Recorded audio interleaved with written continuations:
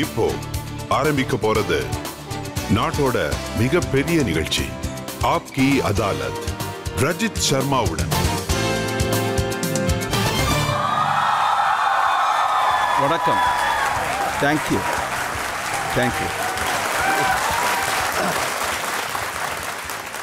ஆப்கி அதாலத்துக்கு உங்க எல்லாரையும் வரவேற்கிறேன். ஆப்கி அதாலத்தில் இன்னைக்கு நம்மளோட விருந்தாளி அவர் எப்படிப்பட்ட சூப்பர் ஸ்டார்னா அவரோட படம் உலகம் பூரா ஒரு கலக்கிடுச்சு. இவர் எப்படிப்பட்ட ஒரு சூப்பர் ஸ்டார்னா மும்பை ஃபிலிம் இண்டஸ்ட்ரியில தனக்குன்னு ஒரு தனி பேர் எடுத்துக்கிட்டாரு. ப்ளீஸ் வெல்கம் கதரோட தாரா சிங், சன்னி டியோல்.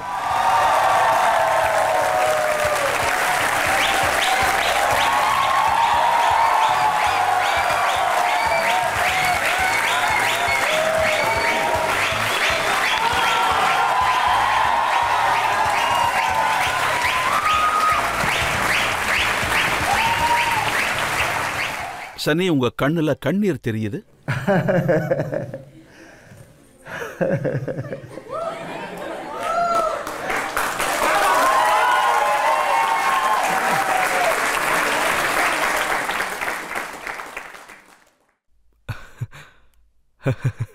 உங்களுக்கு கோடிக்கணக்கான மக்களோட அன்பு கிடைச்சு. என்னால இந்த நம்ம மக்களோட அன்பு இருக்கு, நான் செஞ்சதுக்கெல்லாம் ரொம்ப சந்தோஷப்படுறாங்க.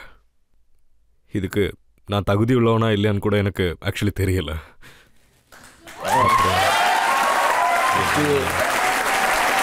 அப்புறம் கடந்த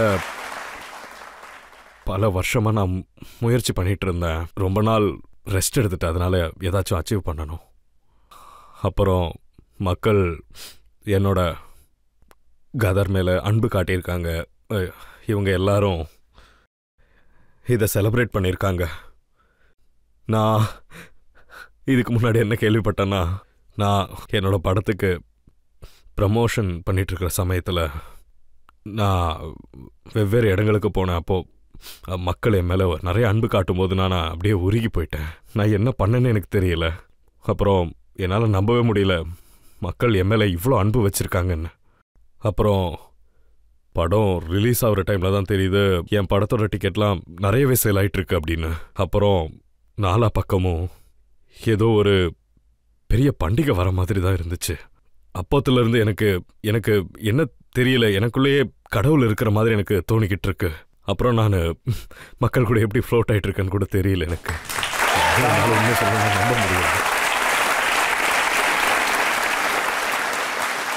ரொம்ப மக்கள் இப்படி பிக்சர் ஹிட் ஆகும்னு எனக்கு தெரியுது. ஆனால் இங்கே உண்மையாலே சொல்லணும்னா பிக்சரை தாண்டி நானும் ஹிட் ஆயிருக்கேன்னு தெரியுது. மக்கள் நல்லா கொண்டாடிக்கிட்டு இருக்காங்க. ஸோ இந்த மாதிரி ஒரு ஃபீலிங் திரும்பவும் என் லைஃப்பில் வருமானு எனக்கு தெரியல சுத்தமாகவே. இது எப்படிப்பட்ட ஃபீலிங்னு யாருக்காச்சும் தெரியுமான்னு கூட தெரியல எனக்கு. உங்க மிட்டி படம் இவ்வளவு ஹிட் ஆகுமா பாருங்க, நான் அந்த மாதிரி எதிர்பார்க்கவே இல்லை. ஏன்னா கதர் வந்தப்போ எனக்கு ஞாபகம் இருக்கு, நல்லாவே ஞாபகம் இருக்கு. அதாவது ஐ மீன் ஆப்வியஸ்லி நான் இண்டஸ்ட்ரிக்கு எதிராகவே இல்லை. இண்டஸ்ட்ரிக்குள்ள அவ்வளோ அன்பு அதாவது இருக்கு. சில பேர் என்ன பண்ணுறாங்கன்னா பிக்சரை கீழே தள்ள பார்க்குறாங்க. ஆனால் மக்கள் அதை உயர்த்தி ஒரு கொடி மாதிரி நட்டுட்டு இருக்காங்க. மக்கள் அதை தூக்கி கதரா மாற்றிட்டாங்க. அப்புறம் மக்களோட மனசில் நல்லாவே அதை உட்காந்துக்குச்சு. அந்த நேரத்தில் அது எப்படி பிளேஸ் ஆயிருந்ததுன்னா ஒரு இடத்துல நிற்காமல் ஓடிக்கிட்டே இருந்துச்சு. அப்புறம் இந்த நேரத்தில் பிகாஸ் அந்த டைமில் எனக்கு டிஜிட்டல் வேர்ல்டில் என்ன நடக்குதுன்னு புரியல, எங்கே என்ன நடக்குதுன்னெலாம். உண்மை என்னன்னா, நாங்கள் படத்துக்கு கூட அவ்வளோ ப்ரமோஷன்ஸ் பண்ண மாட்டோம். நாங்கள் ஷூட்டிங்காக அடுத்த படத்துக்கு செட்டுக்கு போயிடுவோம். இந்த வாட்டி இந்த ஃபிலிம் நாங்கள் இதை ஆக்சுவலி எத்தனையோ வாட்டி யோசித்தோம்.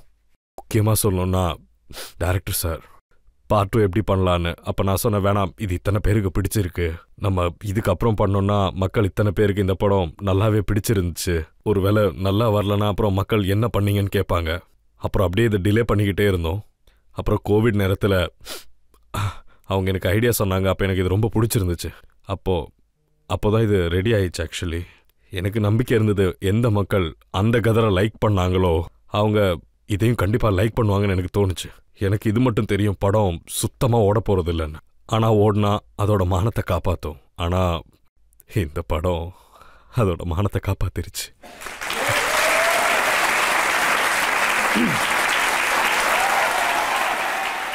சோ இன்னைக்கு வழக்கு ஆரம்பிக்கலாம். ஆப்கி அதாலத்துல முதல் குற்றச்சாட்டு சூப்பர் ஸ்டார் சன்னி டியோல் மீது.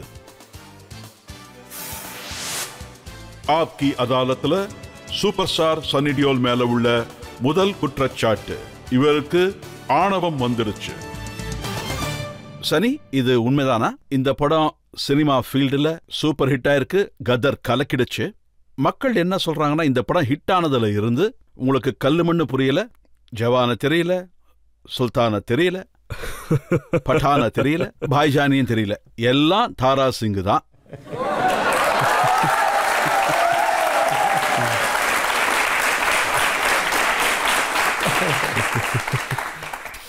தாரா சிங், மக்கள் எப்படி தாரா சிங்கை தூக்கி விட்டாங்கன்னா அது எல்லாத்துக்கும் காரணம் அவங்களோட அன்பு மட்டும்தான். அதுக்கப்புறம் அந்த கேரக்டர் எப்படி வந்துச்சுன்னா மக்களோட இதயத்தில் போய் நல்லா உட்காந்துக்குச்சு. எங்கே போனாலும் எல்லாருக்கும் தாரா சிங் தான். அப்புறம் நல்லாவே ஜனங்களுக்குள்ள போய் இது ஒட்டிக்குச்சு. பாகிஸ்தான்ல மக்கள் என்ன சொல்றாங்கன்னா, இவர் எப்படிப்பட்ட தாரா சிங், பாஸ்போர்ட் இல்லாம உள்ள வந்துட்டாரு. போன தடவை வரும்போது இவரு இருக்கிற பம்பெல்லாம் பிடுங்கிட்டாரு, இந்த தடவை கம்பத்தியே பிடுங்கி எறிஞ்சிட்டாரு. பாருங்க, சோஷியல் மீடியாவில் இதெல்லாம் கண்டிப்பாக பேசிட்டு தான் இருப்பாங்க. ஆனால் நான் எப்போ இங்கிலாந்து போனாலும், இப்போ நான் ஆக்சுவலி துபாய்க்கு போனேன், அப்புறம் நான் ரீசெண்டாக பார்டருக்கு கூட போனேன். அப்போ அங்கே பாகிஸ்தான் மக்கள் அந்த பக்கம் இருந்தாங்க, நாங்கள் பார்டருக்கு இந்த பக்கம் இருந்தோம். நாங்கள் இந்த பக்கம் இருக்கும்போது அவங்க எனக்கு கை காட்டிக்கிட்டு இருந்தாங்க, அன்பு காட்டினாங்க, ஃபோட்டோ எடுத்துக்கிட்டாங்க. அப்புறம் நான் துபாய்க்கு போனப்போ எத்தனையோ பேர் வந்து என்னை சந்திச்சாங்க. ஆக்சுவலி நல்லா வந்து என்னை ஹக் பண்ணிக்கிட்டு நல்லா க்ரீட் பண்ணி அன்பு காட்டினாங்க.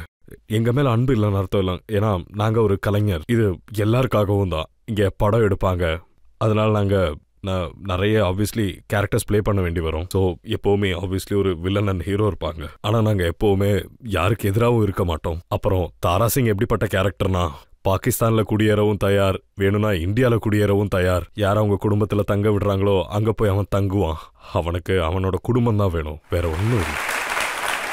ரொம்ப இன்ட்ரெஸ்டிங்கான கமெண்ட் ஒன்று படித்தேன். பாகிஸ்தான்லேருந்து யாராவது எழுதியிருக்காரு, 22 வருஷத்துக்கு முன்னாடி இங்கே பம்பை தூக்கினாரு, எங்களுக்கு தண்ணியே வராமல் போயிடுச்சு. இப்போ கம்பங்களை பிடுங்கிட்டாரு, எங்களுக்கு கரண்டே இல்லாமல் போயிடுச்சு.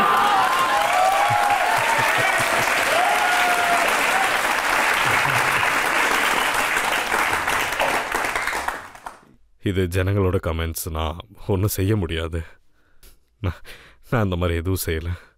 அப்புறம் இன்னொருத்தர் எழுதியிருக்காரு, பாகிஸ்தான் கிட்ட இருந்தே சுத்தி எடுத்து அவங்களே நீங்க பயமுறுத்திட்டீங்க அப்படின்னு. விஷயம் அது இல்லை, அது கேரக்டர். மகனை கூட்டிட்டு போறதுக்காக வந்தேன். அப்புறம் தாரா சிங் தான் குடும்பத்துக்காக வரும்போது யாராலையும் அவரை தடுக்க முடியாது. தாரா சிங்கை யாராலையுமே தடுக்க முடியாது. ஒரு சீன்ல எல்லாரும் பார்த்தாங்க, அவர் டேங்க் மேல நின்றுட்டு இருப்பாரு, அவர் பாகிஸ்தானி டேங்கை அது மேல குதிச்சு அதுக்குள்ள பாம்பு போட்டு திரும்ப தன்னோட டேங்க் வந்துருவாரு. தாரா சிங் பார்த்தீங்கன்னா இந்த காமிக்ஸ் புக்ஸ் எல்லாம் ஒரு ஹீரோஸ் இருப்பாங்கல்ல, நம்ம தாரா சிங் அப்படிப்பட்ட ஒரு ஆள் தான்.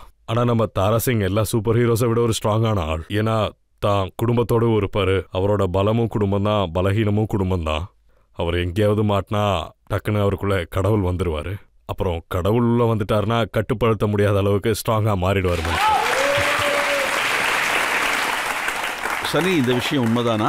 இந்த படம் எடுக்கிறதுக்கு ரொம்பவே கஷ்டப்பட வேண்டியதாயிடுச்சு. அதில் இருக்கிற எல்லா சீன்ஸுமே ரியலானது தான். ஐ மீன் கிராஃபிக்ஸையோ எஃபெக்ட்ஸையோ யூஸ் பண்ணலை. நாங்கள் எப்போவுமே நான் எத்தனை படம் பண்ணுறோம், மேக்ஸிமம் ஸ்பெஷல் எஃபெக்ட்ஸ் அதிகமாக யூஸ் பண்ண மாட்டோம். எங்கே யூஸ் பண்ணுமோ அங்கே மட்டும்தான் யூஸ் பண்ணுவோம். எல்லாமே நாங்கள் ஆன் லொக்கேஷனில் மட்டும்தான் பண்ணுவோம், செட்டில் மட்டும்தான் பண்ணுவோம். அப்புறம் ஆக்சுவல் லொக்கேஷனில் போய் மட்டும்தான் பண்ணுறது நாங்கள். ஆப்வியஸ்லி அங்கே இந்த வானிலை பிரச்சனை போல் நிறைய வெதர் கண்டிஷன்ஸ் எல்லாம் வரும். அப்புறம் முக்கியமாக இந்த காலத்தில் எல்லார்கிட்டேயும் கேமரா ஃபோன் இருக்குது, அதனால நாங்கள் எங்கே போனாலும் அதுக்கு பின்னாடியே வந்துடும். ஃபேன்ஸ் எல்லாம் வீடியோ பிடிச்சிக்கிட்டே பின்னாடி வந்துடுவாங்க. ஆக்சுவலி அதுவும் ஒரு ப்ராப்ளம் தான். ஏன்னா நாங்கள் சீன் ஷூட் பண்ணிகிட்டு இருப்போம், பயமாக இருக்கும் எங்களுக்கு. படம் வரத்துக்கும் 1 வருஷம் எடுக்கும். ஆனால் அந்த எடுத்த சீன்ஸ் எல்லாம் ஃபோன் வழியாக வெளியே போகும்போது, ஸோ இந்த மாதிரி விஷயங்களெல்லாம் என்னால் தடுக்க முடியல ஆக்சுவலி. அண்ட் டெஃபினெட்லி எங்களோட சீக்வன்சஸ் இருந்துச்சு. ஹெல்த் ப்ராப்ளம்ஸ் வரும், வெதர்னால பிரச்சனை வரும், இன்னொரு சைடில் வேற ஏதாச்சும் ப்ராப்ளம் வரும். இந்த டேங்க்ஸ் பறந்தது, வண்டிங்க பறந்தது, இந்த பாம் பிளாஸ்ட், இது எல்லாமே ரியல் தான். ஆமாம், கண்டிப்பாக இதெல்லாமே ரியல் தான். ரியல் தான். நான் என்ன கேள்விப்பட்டேன்னா, மகனை காப்பாற்ற போகும்போது நிறைய தூசி மண்ணெல்லாம் பறந்துட்டு இருந்தது. அந்த நேரத்தில் உங்கள் கண்ணில் ஏதோ ப்ராப்ளம் இருந்தது, கண்ணில் ஆப்ரேஷன் நடந்துருந்தது. அந்த சமயத்தில் தான். ஆமாம், அந்த நேரத்தில் கண்ணில் எனக்கு ப்ராப்ளம் இருந்துச்சு. கண் ஆப்ரேஷன் முடிச்சுட்டு தான் நான் ஷூட்டிங் ஸ்பாட்டுக்கே போனேன்.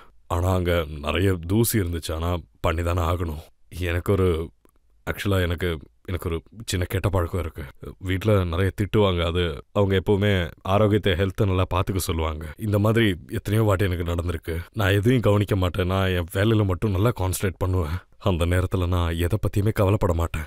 அங்கே நிறைய தூசி இருந்துச்சு. கண்ணில் வேற தண்ணி வந்துக்கிட்டே இருந்துச்சு. அடிக்கடி நான் ட்ராப்ஸ் போட்டுக்கிட்டே இருந்தேன். ஒருவேளை ஏதாச்சும் தப்பாக போயிடக்கூடாதுன்னு.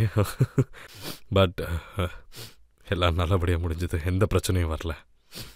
எந்த பையனை நீங்கள் காப்பாற்ற போனீங்களோ 22 வருஷத்துக்கு முன்னாடி கதரில் நடித்த அதே பையன் தானா? ஆமாம், அதே பையன்தான்.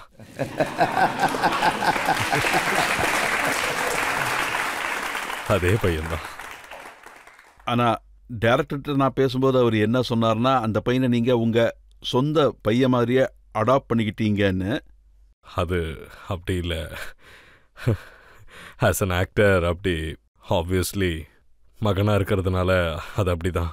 நான் எப்போவும் கேரக்டர் அந்த மாதிரி தான் மாற்றிப்பேன். இப்போது மகனாக இருந்தால் மகனாகவும், அப்பாவாக இருந்தால் அப்பாவாகவும். ஸோ அந்த ஃபீலிங்ஸ் ரொம்ப அவசியம். ஸோ என் பையன்கிட்டே நான் இதை சொல்லுவேன், நீயும் அதே மாதிரி நினச்சிக்கோ அப்படின்னு. எங்கள் ரிலேஷன்ஷிப் அந்த மாதிரி தான் இருந்தது. இப்படி இருக்கிறதுனால ஸ்க்ரீன் ப்ரெசன்ஸ் ரொம்ப நல்லாயிருக்கும், கேரக்டரும் நல்லாயிருக்கும், எக்ஸ்ப்ரெஷன்ஸும் ரொம்ப அழகாக இருக்கும். அப்புறம் ஃபஸ்ட்டு கதரில் எனக்கு ரொம்ப ஞாபகம் இருக்குது. அவனும் என் கூட இருந்தான். ட்ரெயின் போகிஸ் மேலே போய்கிட்டு இருக்கோம்.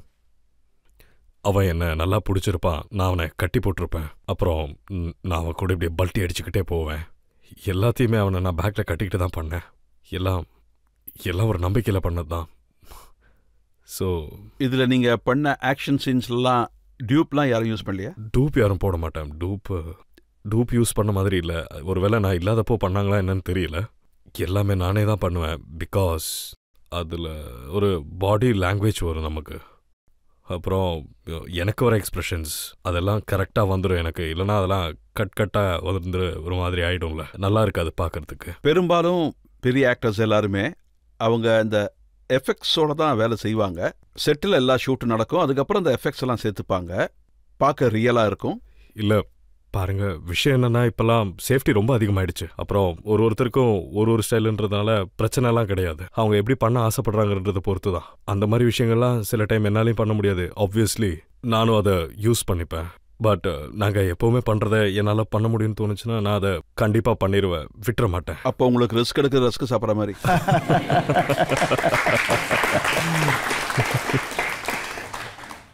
ஆசை இல்லை, ஆனால் நான் ஸ்போர்ட்ஸ் மேனாக இருக்கிறதுனால எப்போவும் எல்லாத்தையுமே கொஞ்சம் ஸ்போர்ட்டிவாகவே எடுத்துப்பேன். அதனால் பண்ணும்போது நல்லாயிருக்கும். இந்த படத்தில் அமிஷா பட்டேல் சண்டை போட்டதையும் நீங்கள் ஸ்போர்ட்டிவாக தான் எடுத்துக்கிட்டீங்களா?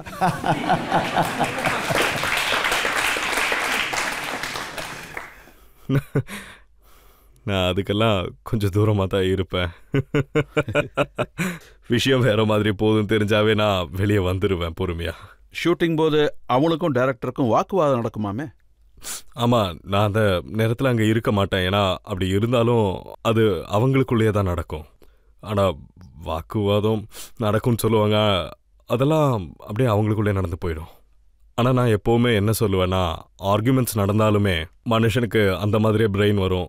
ஒருத்தர் அந்த மாதிரியே பேசும்போது கேட்டால் யாருது சரி யாருது தப்புன்னு தெரிஞ்சிடும், ரியலைஸ் பண்ணுவாங்க. ஆனால் நடக்கூடாது நடந்துடும். அப்புறம் பொறுமையாக எல்லாரும் கஷ்டப்படுவாங்க. வேற இது எல்லா இடத்துலையும் நடக்கிறது தான். That's the way of life.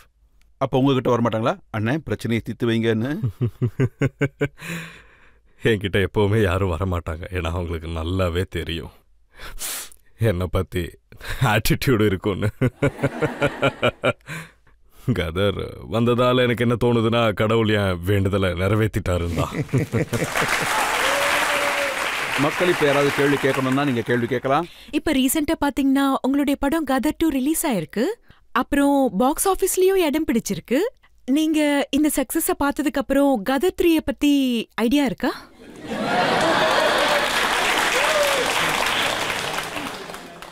பாருங்க, நான் கதர் 2க்காக நல்லா பயந்துக்கிட்டு தான் இருந்தேன். ஆனால் கதர் 3க்கு நான் தயாராக இருக்கேன். நான் என்ன கேள்விப்பட்டேன்னா, இப்போலாம் உங்களுக்கு இந்த மாதிரி ஆஃபர்ஸ் வந்துட்டு இருக்கு. பார்டர் 2, அர்ஜுன் 2, காயல் 2 எல்லாம் செகண்ட் பார்ட் எடுக்கிறதுக்கு. ஐ திங்க் அதாவது என் ஃபிலிம்ஸில் இருக்கிற கேரக்டர்லாம் மக்கள் மனசில் எப்படி இடம் பிடிச்சிருக்குன்னா அவங்க அதோட எக்ஸ்டென்ஷன்ஸை பார்க்க விரும்புகிறாங்க. அப்புறம் நீங்கள் அதானே பார்க்க விரும்புகிறீங்க. ஸோ பார்டர் 2 பற்றி சொல்லணும்னா பார்டர் 2 பண்ணணும்னு ஆரம்பித்தோம். ஆனால் அது இன்னும் முடியலை. இப்போது இந்த பிக்சர் ஓடினதுனால எல்லாருக்குள்ளேயும் அது பண்ணணுன்ற ஒரு இன்ட்ரெஸ்ட்டை உருவாக்கியிருக்கு. அதனால் அதுவும் எடுக்கிறதுக்கு ஒரு வாய்ப்பு இருக்குது. நான் என்ன கேள்விப்பட்டேன்னா இன்ட்ரெஸ்ட் சன்னி டியோலுக்கு வந்திருக்கு. இப்போ நீங்கள் ஒரு படத்துக்கு 50 கோடி வாங்குவேன்னு சொல்கிறீங்களாமே? இங்கே பாருங்க, காசு வாங்குறோமோ வாங்கலையோ அது எல்லாத்தையும் ப்ரொடியூசர்ஸ் பார்த்துப்பாரு. அதை ஆக்டர் அவர் எவ்வளோ கொடுக்குறாரோ அதுக்கேற்ற மாதிரி வாங்கிப்பார். படம் 500 கோடி சம்பாதிக்குதுன்னா 50 கோடி கொடுக்கலாம்ல. ஒருவேளை அவங்களுக்கு தோணுச்சுன்னா அவங்களால எந்த அளவுக்கு எனக்கு கொடுக்க முடியும்னு, அப்போ நானும் அதிலேயே தான் இருப்பேன். ஆனால் இப்படி தான் நான் சொல்ல மாட்டேன். ஆனால் நான் காசை பார்த்து எங்கேயுமே எப்பயுமே வேலை செய்கிறதே கிடையாது. நான் இந்த மாதிரி ஒரு பொசிஷனில் இருக்க தான் கடைசி வரைக்கும் விரும்புகிறேன். ப்ராஜெக்ட் தான் டிமாண்ட் பண்ணணும், காசு கண்டிப்பாக டிமாண்ட் பண்ணாது. சார், உங்ககிட்ட ஒரு ரெக்வஸ்ட், கேள்வி கிடையாது. கதர் 2ல இருந்து எங்களுக்காக ஒரு டயலாக் பேச முடியுமா ப்ளீஸ்? Please sir.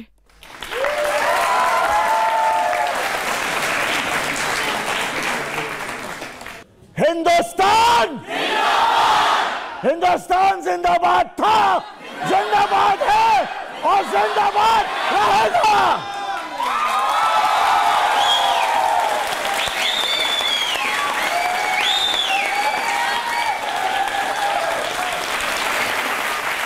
சனி, இப்போ ஒரு சின்ன பிரேக் எடுத்துக்கலாம். பிரேக்குக்கு அப்புறம் ஆப்கி அதாலத்தில் சன்னி டியோல் மேலே உள்ள குற்றச்சாட்டுகளை விசாரிக்கலாம்.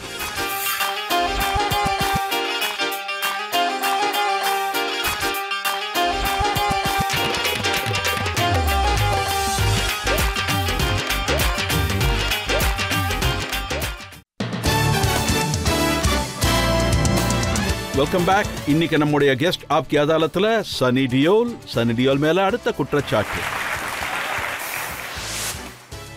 ஆப்கி அதாலத்துல சூப்பர் ஸ்டார் சன்னி டியோல் மேல உள்ள அடுத்த குற்றச்சாட்டு. இவருக்கு ரொம்பவே கோபம் வரும். சனி, உங்களுக்கு பிலிம்ல எவ்வளவு டயலாக்ஸ் இருக்கோ பொடுங்கிடுவேன், உடைச்சிடுவேன், வீட்டுக்குள்ள பூந்து அடிப்பேன், கொடலை உருவிடுவேன். பேத்தாப்லேருந்து கதர் வரைக்கும் உங்களுக்கு ஏன் இவ்வளவு கோபம்? எனக்கு கிடைக்கிற கேரக்டர்ஸ், நான் பண்ண படங்கள், நான் சூஸ் பண்ண சப்ஜெக்ட்ஸ், அதுலெல்லாம் எப்போவுமே ஒரு நார்மலான மனுஷன் இருப்பான். ஒரு குடும்பஸ்தனாக இருப்பான், ஒரு அண்ணனாக இருப்பான், இல்லைனா ஒரு தம்பி பையன். இந்த மாதிரி யாராவது ஏதாவது சொன்னால் கண்டிப்பாக கோபம் வர ஒரு நார்மல் மனுஷனாக தானே இருப்பானுங்க. நான் உன்னை காதலிக்கிறேன்னு சொன்னவன், நான் உன்னை காதலிக்கிறேன்னு சொன்னால் கண்டிப்பாக அவன் கொஞ்சம் பைத்தியமாக தானே ஆவான். காதலிக்கிறவனுக்கு கோபம் வராமல் என்ன தான் வரும் பின்ன? அதே மாதிரி ஒரு தங்கச்சியை வந்துட்டு சீண்டான் அவன் அண்ணன் எப்படி தான் ரியாக்ட் பண்ணுவான்? அவனுக்கு ரத்தம் கொதிக்கும், அவன் அந்த ஆளோட கையவே பிடுங்கிடுவான். ஸோ அது கேரக்டர்ஸை பொறுத்து தான் இருக்கு. நான் எப்போவுமே அந்த மாதிரி கேரக்டர்ஸ் தான் அதிகமாக பண்ணியிருக்கேன். சம்ஹாவ் மக்களுக்கும் அந்த மாதிரி படங்கள் தான் பிடிச்சிருக்கு. நான் பண்ணதுலேயே மக்களோட மனசில் இடம் பிடிக்கிறது காரணமாக. அமெரிக்காவில் நீங்கள் டயலாக் டெலிவர் பண்ணப்போ பயந்துட்டீங்களா? அமெரிக்காவில்? ஆமாம் ஆமாம். அங்கே நான் ஜோபோலே சோனேஹாலோட ஷூட்டிங் பண்ணிட்டு இருந்தேன். அதில் நான் போலீஸ் கான்ஸ்டபிளாக இருந்தேன். அப்போ நான் அங்கே போகும்போது நல்லா வாட்ட சாட்டமாக தான் இருந்தேன். அங்கே நிறைய மக்கள் இருந்தாங்க, பயல்வான், பாடி பில்டர்ஸ், இவங்கெல்லாம் இருந்தாங்க. அவங்களுக்கு நான் கண்டிப்பாக பதில் சொல்லி ஆகணும். No if no but only judge. அப்புறம் நான் சொன்ன விதத்தை பார்த்து அவங்க இப்படியே நிற்க ஆரம்பிச்சிட்டாங்க. எப்படி சொன்னீங்கன்னு ஒரு தடவை சொல்லி காட்டுங்களேன். இன்னைக்கு எனக்கு தொண்டை போச்சு, இல்லைன்னா நான் கண்டிப்பாக நல்லாவே பண்ணி காட்டியிருப்பேன்னு நினைக்கிறேன். அப்போது விஷயம் என்னென்னா, அது சர்தாரோட dialogue, no if no but only chat. அந்த ஃபோர்ஸ் நல்லா கேமரா முன்னாடி இன்னும் பெட்டராக வரும், ஃபோர்ஸ் ஜாஸ்தியாக. நாங்கள் என்ன பண்ணுறது? பஞ்சாபி இல்லை சர்தார், நாங்கள் எங்களுக்குள்ளே இருக்கிற அந்த பவர் அப்படியே வெளியே வந்துடும். அதே ரத்தம் நாட்டை காக்கவும் செய்யுது.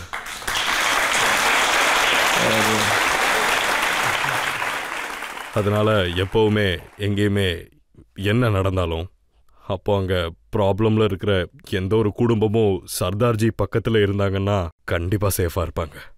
இது எப்பவுமே இருக்கும். அதனாலதான் இப்படி ஆகுது போல இருக்கு. அதாவது நீங்க டான்ஸ் ஆடும்போது கூட பூமி ஆடுற மாதிரியே இருக்கு. ஆக்சுவலி என் மகனுக்கு கல்யாணம் ஆனதுல இருந்து நான் ஆடிக்கிட்டே தான் இருக்கேன். எங்க போனாலும் நான் ஆட ஆரம்பிச்சிருவேன். ஸோ இப்போ எனக்கு எங்கே போனாலும் ஆடுறதுக்கு வெக்கம் அவ்வளோவா வராது. இதுக்கு முன்னாடி நான் கொஞ்சம் பயந்துருவேன். ஜீத்தோட பாட்டை ஷூட் பண்ணிட்டு இருக்கும்போது நீங்க ரொம்பவே பயந்துட்டீங்க, எல்லாரையும் செட்டை விட்டு வெளியே அனுப்பிட்டீங்க. ஆமா, அப்போ நான் ஆடணும்னு முடிவு பண்ணிட்டேன். ஆனால் நான் எனக்கு என்ன வந்துச்சோ அது மட்டும்தான் ஆடினேன். அப்போ அவங்க அது என்ன ஆட்டம்னு சொல்லுவாங்கன்னா, ஏதோ ஆன்டி கில்லிங் ஆட்டம்லாம் சொல்லுவாங்க. அதோ தாம் தூம் தாம் தூம்லாம். அது நல்ல கேரக்டர், ஒரு சிம்பிளான கேரக்டர் தான். அது நல்லாவே ஆடும் அப்படிதான். அப்புறம் அந்த படத்தில் நான் அப்படி தான் பண்ணேன். அந்த பாட்டு ரொம்ப நல்லா இருந்துச்சு. மக்களுக்கு எல்லாருக்கும் ரொம்பவே பிடிச்சிருந்துச்சு. மக்கள் அதை என்ஜாயும் பண்ணாங்க, லைக்கும் பண்ணாங்க. கரெக்ட். யாரா சொல்லுங்க, ஏதாவது சொல்ல விரும்புறீங்களா? ஹலோ சார், என் பேர் ஸ்னேகா. நான் உங்ககிட்ட மனசார ரிக்வெஸ்ட் பண்றேன் சார். உங்களோட மூவில ஒரு சூப்பர் ஹிட்டான சாங் இருக்கு, சாமினே மூடாயா மிஸ் சப் குச் சோடாயா. நீங்க எங்களுக்காக அந்த சாங்குக்கு டான்ஸ் ஆட முடியுமா ப்ளீஸ் சார்?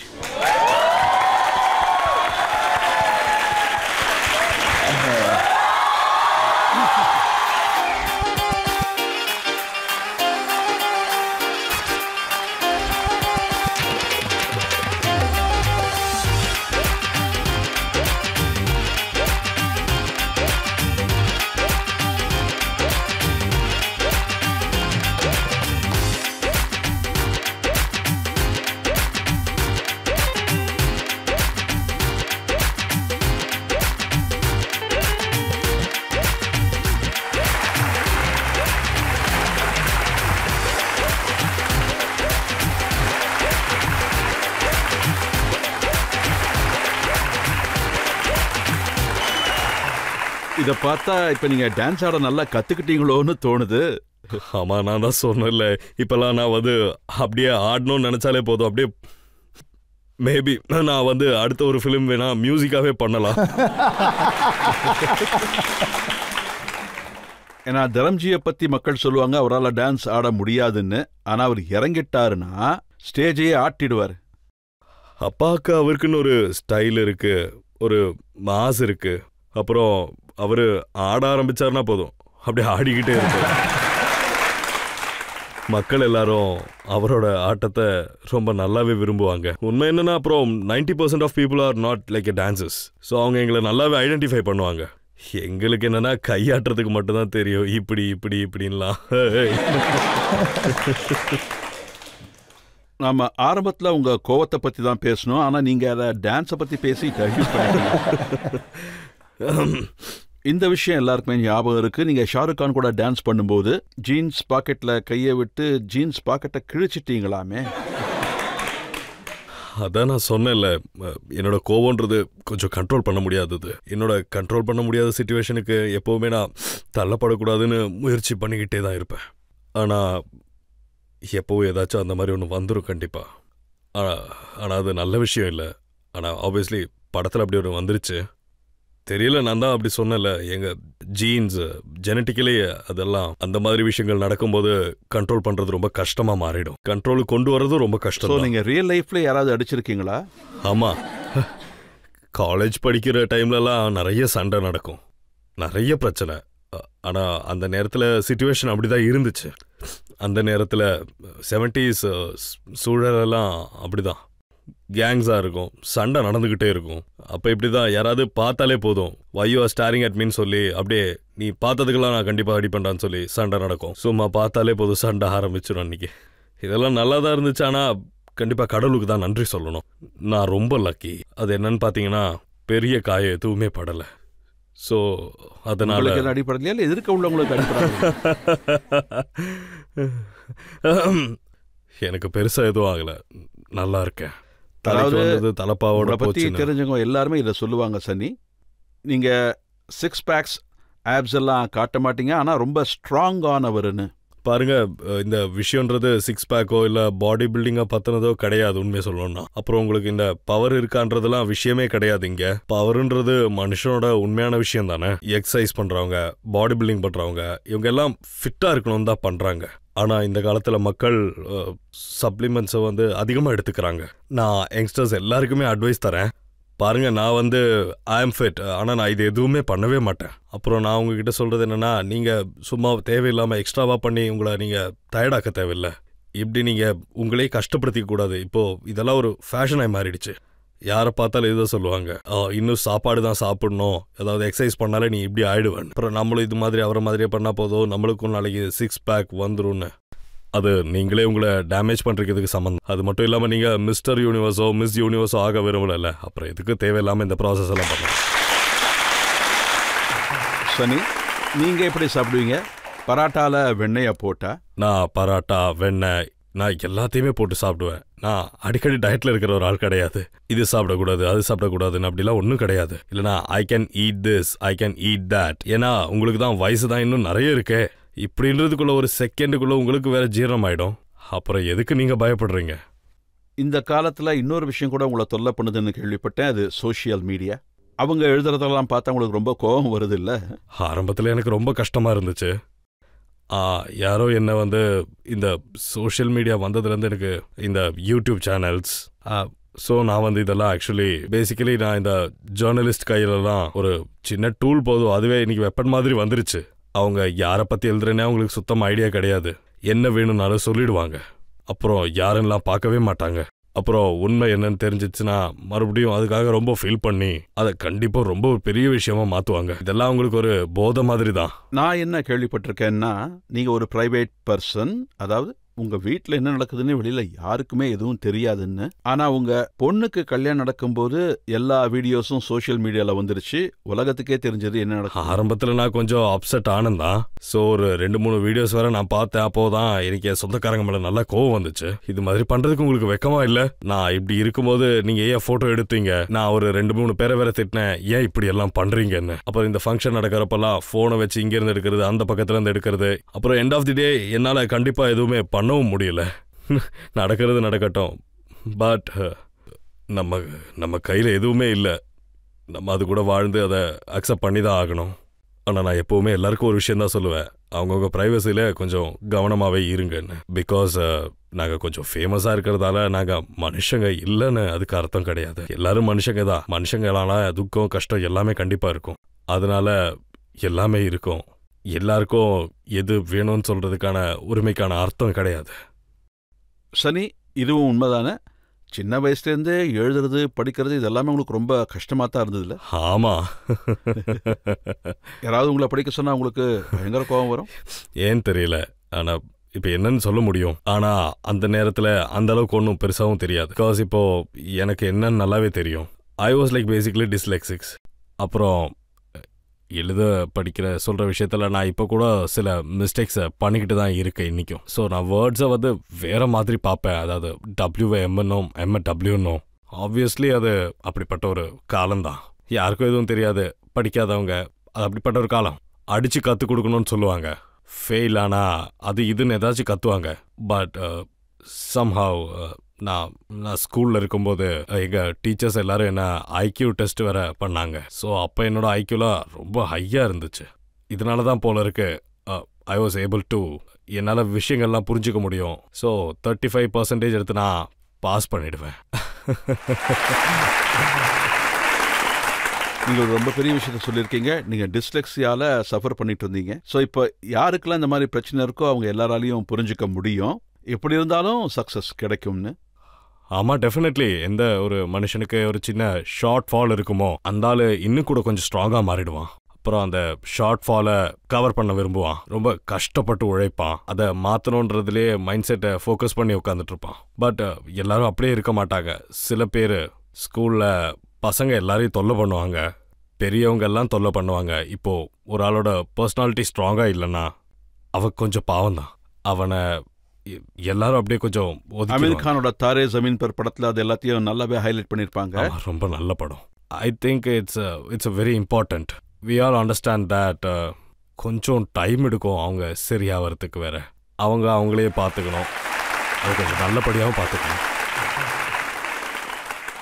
ஆரம்ப நாட்களில் உங்களுக்கு எழுதுறது படிக்கிறதோட சேர்த்து பேசுறதும் ரொம்பவே பயமா இருக்கும். மைக்கை பார்த்தாலும் நடுங்குவீங்க. ஆமாம், எனக்கு பயமாக இருந்துச்சு.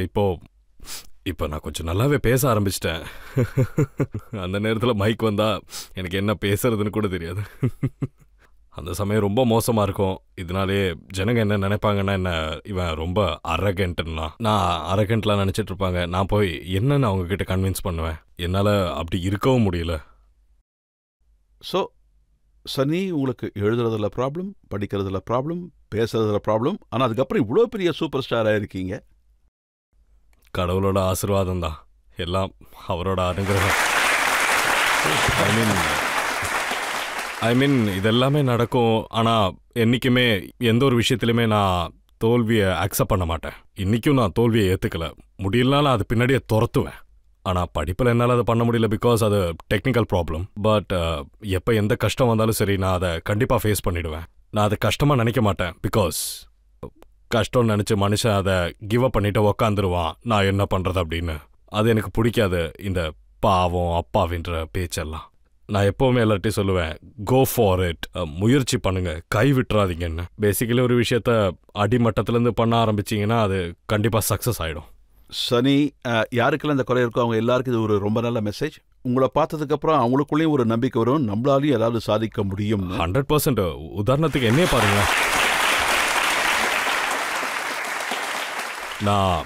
நான் எப்போ எந்த ஸ்கிரிப்டும் படித்ததே இல்லை. நான் படிக்க மாட்டேன். அவங்க எனக்கு கொடுக்குற டயலாக்ஸை நான் அப்படியே புரிஞ்சுப்பேன். அதை தான் நான் மக்களுக்கும் அப்புறம் கேமரா முன்னாடியும் டெலிவரி பண்ணுறது. எல்லாரும் சொல்லுவாங்க அதை, அவர் ரொம்பவே நல்லா பண்ணிக்கிட்டு இருக்காரு அப்படியெல்லாம். ஸ்டேஜில் கூட அப்படியே ஸ்கிரிப்டை கொடுக்கும்போது நீங்கள் படிக்கிறதே இல்லையா? நான் படிக்கவே மாட்டேன். நான் எப்போவுமே என்ன டயலாக் பேசணுமோ அதை நான் சொல்லுங்கன்னு சொல்லுவேன். அவங்களும் அதை சொல்லுவாங்க, let me make my own talk. அப்புறம் நான் எனக்கு ஏற்ற மாதிரி அந்த டயலாகை நான் மாற்றி சொல்லிடுவேன். அதுவும் பர்ஃபெக்டாக சீனில் போய் ஒட்டிக்கும். நீங்கள் பேசின பெரிய பெரிய டயலாக்ஸ்லாம் நாங்கள் கேட்டிருக்கோம், நீங்கள் டெலிவரி பண்ண விதத்தை பார்த்துருக்கோம். இந்த ஸ்கிரிப்டையே நீங்கள் படிக்க மாட்டீங்களா? உங்கள் மெமரியிலேருந்து தான் எல்லாத்தையும்? ஆமாம், ஆப்வியஸ்லி. அது நான் வந்து அவங்க கிட்ட கேட்டு அதுக்கப்புறம் நான் மைண்டில் ஏற்றுவேன். அப்போது நான் கேட்கும்போது என்னென்னு எனக்கு ரெஜிஸ்டர் ஆகிக்கிட்டே இருக்கும், என்னென்ன விஷயம்னா. அப்புறம் எனக்கு அது வர வர ஈஸியாகவே மாறிடும். அதுக்கப்புறம் நான் அதை எண்ட் ஆஃப் தி டே டயலாக்ஸை ஸ்கிரிப்டில் இருக்கிறதெல்லாம் நாங்கள் ஒரு டயலாக் மாதிரியே பேசக்கூடாது. அதை நாங்கள் வந்து எங்களோட ஒரு பர்சனல் தாட்டாக அதை நாங்கள் வந்து வெளியே எக்ஸ்பிரஸ் பண்ணணும். இப்போ பப்ளிக் யாராவது கேள்வி கேட்கலாம். உங்கள் எல்லா படத்துலையும் உங்களோட ரோல் இருக்கு இல்லையா? கோவமா ரஃப் அண்ட் டஃபாக காட்டுவாங்க. அந்த கோவக்காரன் சன்னியானா எப்பயாவது அப்பா கிட்ட சின்ன வயசில் அடி வாங்கினாரா?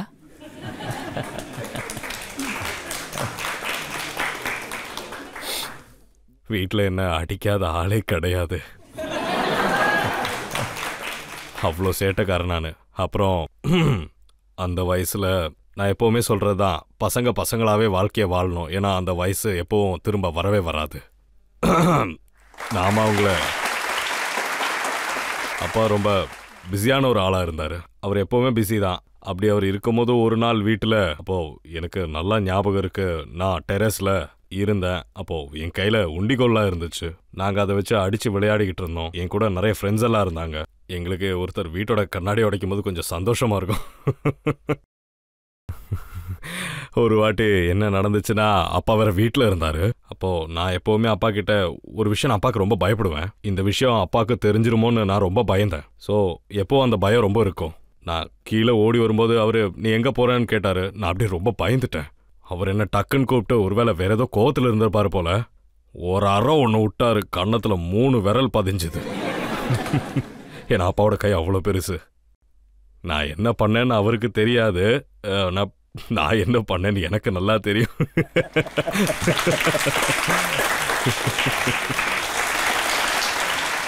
இப்போ இன்னொரு பிரேக் எடுத்துக்கலாம். பிரேக்குக்கு அப்புறம் ஆப்கி அதாலத்தில் சன்னி டியோல் மேலே வழக்குகளை விசாரிப்போம்.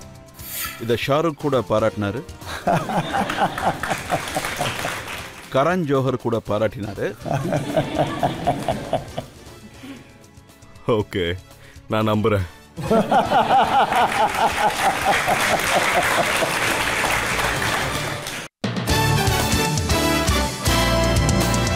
Welcome back. இன்னைக்கு ஆப்கி அதாலத்தில் நம்மோட விருந்தாளி சூப்பர் ஸ்டார் சன்னி டியோல். ஆப்கி அதாலத்தில் அடுத்த குற்றச்சாட்டு.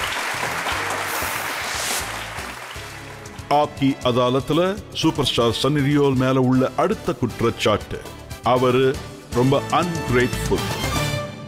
சனி, பிலிம் இண்டஸ்ட்ரிக்காரங்க என்ன சொல்றாங்கன்னா, இந்த பிலிம் இண்டஸ்ட்ரி உங்களுக்கு எவ்வளவோ கொடுத்துருக்கு, உங்களை இவ்வளவு பெரிய ஸ்டார் ஆக்கி இருக்கு, மும்பை பிலிம் இண்டஸ்ட்ரி தான் உங்களுக்கு எல்லாத்தையும் கொடுத்துருக்கு.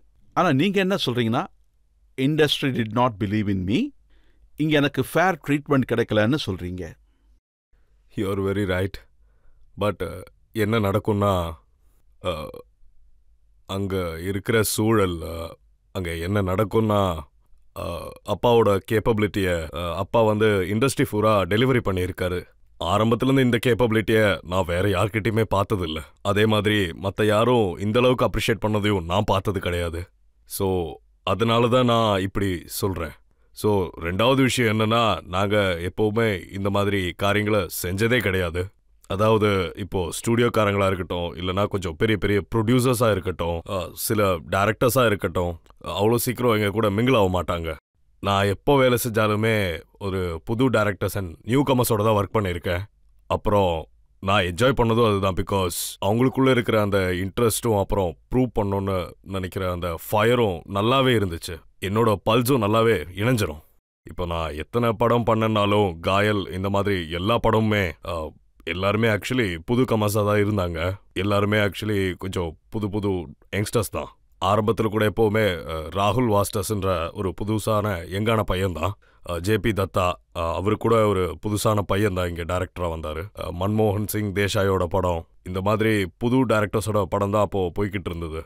ஆனால் நாங்கள் எங்கள் மாநிலத்தோட படத்தையை எடுத்துக்கிட்டு இப்படி அவங்கக்கிட்ட எப்போவுமே கொஞ்சம் புதுசான நல்ல ஃபயரான ஒரு தாட்ஸ் இருக்கும். அதுக்கப்புறம் டெக்னிக்கலான நல்லா நிறைய அட்வான்ஸ்டான தாட்ஸ் இருக்கும். ஸோ எப்பயாவது கொஞ்சம் பெரிய ஸ்டுடியோ அப்புறம் பெரிய ஃபேமிலிஸ் எல்லாம் எப்போல்லாம் கொஞ்சம் பெரிய ஃபிலிம்ஸ் பண்ணுறாங்களோ அவங்க கூட எனக்கு என்றைக்குமே ஆஃபர்ஸ் கிடைக்கல. அதை தவிர கதர் ரிலீஸ் ஆனதுக்கு அப்புறம் நிறைய பேர் பாராட்டி இருக்காங்க.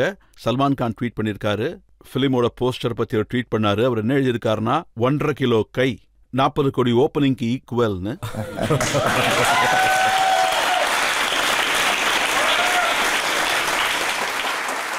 சல்மானுக்கும் எனக்கும் அப்புறம் 2 பேருக்கும் கொஞ்சம் வித்தியாசமான தாட்ஸ் இருந்துச்சு. ஆப்வியஸ்லி நான் அவருக்கு சீனியராக இருக்கிறதால அடிக்கடி அவர் செட்டுக்கெல்லாம் வருவார். அவர் கூட எனக்கு எப்போவுமே ஒரு நல்ல பாண்டிங் இருந்துச்சு. அப்புறம் எங்கள் அப்பா கூட அவர் ரொம்ப நல்லாவே பழகுவார். And so that is give and take. So ரொம்ப குறைவான ஆளுங்க கூட தான் இருக்கும். அப்புறம் ஆப்வியஸ்லி என்னோட கொலீக்ஸ் எல்லாம் இருக்காங்க. அப்புறம் I have really good bonds with everyone. ஆனால் எனக்கு என்ன தோணுன்னா, யாருக்கெல்லாம் என்ன பிடிக்குதோ பிடிக்கட்டும், யாருக்கெல்லாம் பிடிக்கலையோ ஷாருக் கூட பாராட்டினாரு. டெஃபினெட்லி ஷாருக். இப்போ பாருங்க, அதெல்லாம் அப்போ நடந்துச்சோ அதெல்லாமே ஒரு டைம் தான். அப்புறம் அந்த டைமில் என்னெல்லாம் நடந்திருக்கோ அதெல்லாம் கொஞ்ச நேரம் கூட இருக்காது, அப்படியே ஃபேடோ டைப் போயிடும். எல்லாரும் மனுஷக்க தானே, அப்படியே மறைஞ்சு மொத்தமாக போயிடும். இப்படியெல்லாம் இருக்கக்கூடாது. ஆனால் இதெல்லாம் ஒரு குழந்தைத்தனம் தான். ஸோ டெஃபினெட்லி அதுக்கப்புறம் நானும் ஷாருக்கும் சந்தித்தோம். டெஃபினெட்லி நானும் மீட் பண்ணி ஷாருக்கும் பேசிகிட்டு இருப்போம். ஃபிலிம்ஸ் பற்றி கூட நாங்கள் நல்லா பேசணும். இப்போ கூட என் ஃபிலிம் ரிலீஸ் ஆனதோ எல்லாரும் ஃபேமிலியாக வந்து பார்த்தாங்க. And after that he call me அப். ரொம்ப நேரம் பேசிகிட்டு இருந்தார். ஸோ அதெல்லாம் ரொம்ப நல்ல விஷயங்க, ரொம்ப நல்ல. கரண் ஜோஹர் கூட பாராட்டினாரு. ஓகே, நான் நம்புகிறேன்.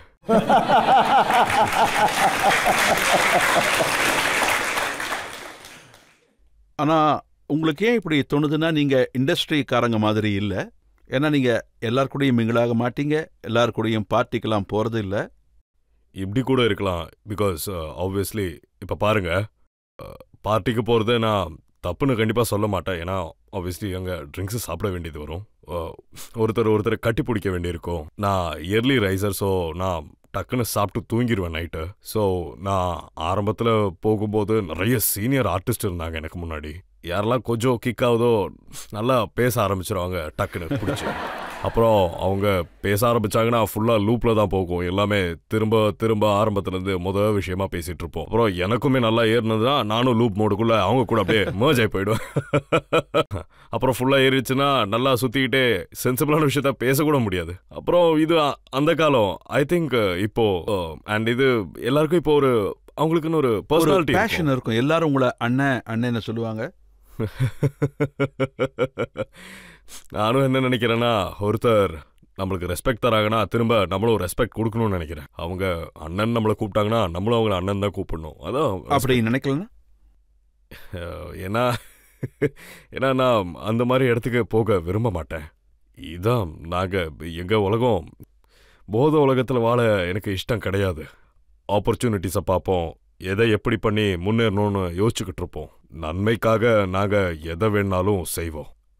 அப்புறம் நான் ஒருத்தரை பற்றி தப்பாக சொல்கிறேன்னு நினைப்பாங்க, ஆனால் கண்டிப்பாக அப்படி ஒன்றும் கிடையாது. இதுதான் உலகம். ஆக்சுவலி இதில் எது தப்பு எது சரின்னு சொல்கிறதுக்கான எந்த உரிமையும் எனக்கு கிடையாது. நான் எப்படி இருக்கணும் அப்படிதான் இருக்க போறேன். அப்புறம் மற்றவங்க எல்லாம் அவங்க இஷ்டத்துக்கு இருக்க போறாங்க. அதுல நான் தரம்ஜியோட ஒரு இன்டர்வியூ படித்தேன். அவர் சன்னிக்கு கற்றுக் கொடுக்க நான் எவ்வளவோ முயற்சி பண்ணேன்னு சொல்லியிருக்காரு. அப்புறம் அவர் என்ன சொல்லியிருக்காருன்னா, அந்த பாட்டு வானம் பொழியுது, மேகம் இடிக்குது, அதுல அமிர்தா சிங்கை கட்டி அணைச்சிக்கன்னு சொன்னாராமே.